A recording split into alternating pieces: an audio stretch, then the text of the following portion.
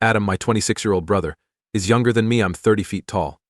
We've never been close, and honestly, we don't get along. Growing up, Adam was always regarded as the golden child. I used to believe that all I had to do to get my parents' favor when we were younger was to try harder, but nothing I did ever seemed to change that. Everything revolved around Adam. He needed little effort to receive recognition, while I had to virtually move mountains to land a decent job. My parents threw me a little birthday party when I was 18, and a few hours into it, Adam was discovered drinking in a park with his pals. That was my breaking point.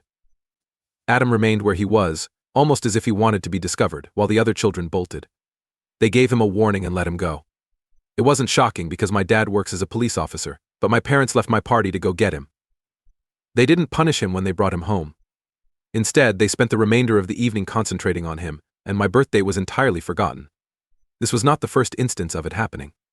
After a few years, at the age of 21, I joyfully announced to my family that I had secured my first job. But before I could tell my parents everything, Adam appeared and declared his engagement. Once more, my moment was snatched. I was enraged and devastated.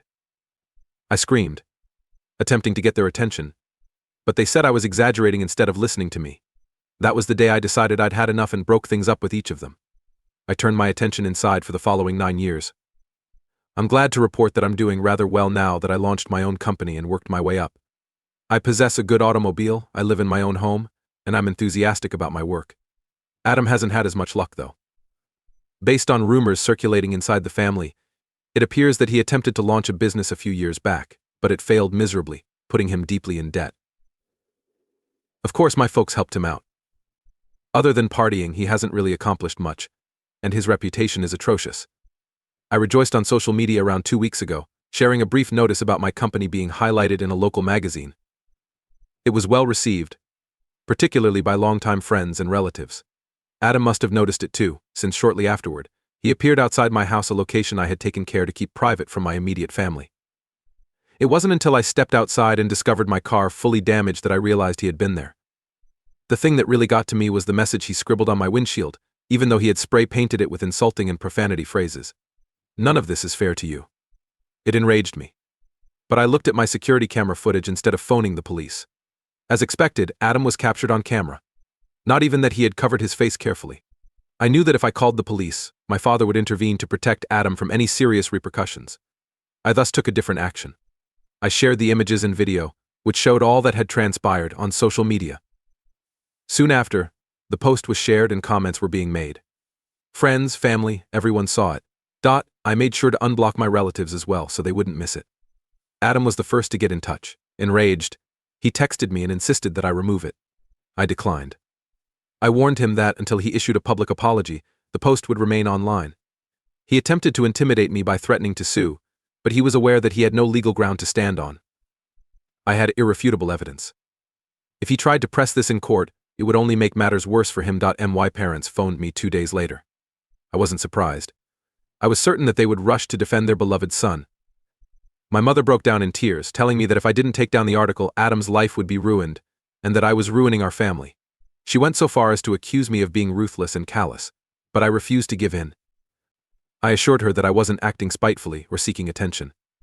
All I wanted was for Adam to finally deal with the fallout. The post remained up to date.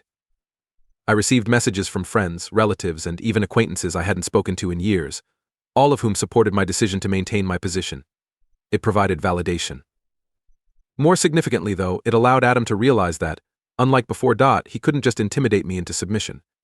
A few days later, he made another attempt to get in touch, this time promising to cover the losses. He claimed he was sorry and would give me everything I asked for. But his money is not what I desire.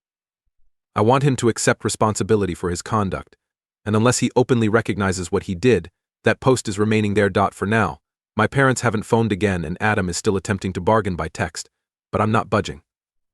I'm over being the larger person all the time. He will have to take responsibility for his actions if he wants this to cease.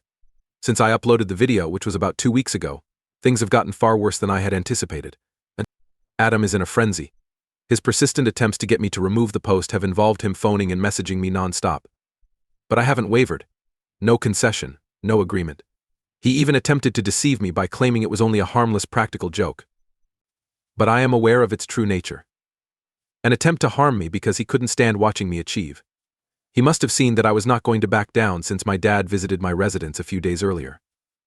I was almost ready to go for work at this very early hour of the morning when I heard a knock. He seemed so tired and older than I recalled, so I was shocked to find him standing there. He hadn't been in touch for years, so I knew he wasn't there for a nice catch-up. He wasted little time in getting right to the point once I allowed him in. Delete the post, told him no. As composedly as I was able to, yet he persisted in pressing.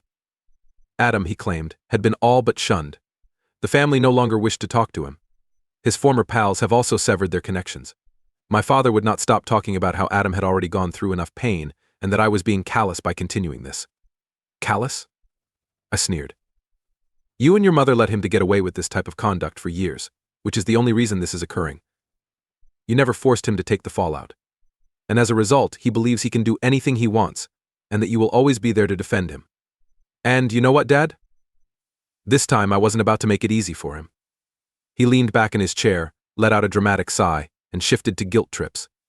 He claimed I was tearing the family apart, ruining his reputation as a retired police officer. He even tried to tug at our shared history, begging me to think about the family name. But I held my ground. I had no intention of backing down. I wasn't ruining anything. This was his mess, not mine. I was tired of bending over backward to accommodate him. If he was truly sorry, all he needed to do was apologize. Publicly. My dad's face hardened as he stared at me. Then said in a low voice, "You're being unreasonable. You've already made your point. Why are you pushing this? He's your brother." Yeah, the same brother who deliberately damaged my car because he couldn't stand that I was doing better. This wasn't about family loyalty, it was about him owning up to his actions. We argued for nearly an hour, during which he even tried to claim I was acting childish. I knew he was only saying that out of desperation. He had no leverage over me, and it was clear I wasn't going to fold. Finally, after what felt like an eternity, he stood up, threw his hands in the air, and said, "Fine. If you want to play it this way, we'll see what happens." Then he stormed out. I thought that would be the end of it. Maybe my dad would go home, have a serious talk with Adam, and finally get him to apologize. But no, they took a different route. The next day, I answered a knock at the door, only to find both my parents, and they weren't alone. They brought along a family friend who also happened to be a lawyer. I was stunned. They seriously went this far? My dad stepped forward, wearing a stern expression, and told me they were considering legal action. They had spoken to their lawyer and were looking into a defamation lawsuit. He handed me a thick envelope, saying, "This is a formal notice. Either take down the post, or we'll have to settle this in court." I couldn't believe it. A lawsuit? Over a Facebook post? I stared at the envelope in disbelief before bursting into laughter. Are you kidding me? You're really going to sue your own daughter to protect your delinquent son? My mom, who had been quiet, stepped forward, her eyes pleading. Please just take it down. This is getting out of hand. We don't want to hurt you. We just want things to go back to normal. Normal, I repeated, stunned. You mean like when you ignored me and treated Adam like he was the only kid that mattered? She flinched. That's not fair. We've always cared about you, she replied. No, you didn't. You cared about him. Everything was always about him. Even now, you're here to protect him, not because you care about what he did. They started talking over each other, justifying their actions and making excuses for Adam like they always had. But I cut them off. If you think I'm scared of a lawsuit, you're wrong. Go ahead, file it. I have proof of what he did. I'll win, and I'll make sure the entire town knows who he really is. The room fell silent. The lawyer looked uncomfortable. My parents looked devastated, but I stood firm.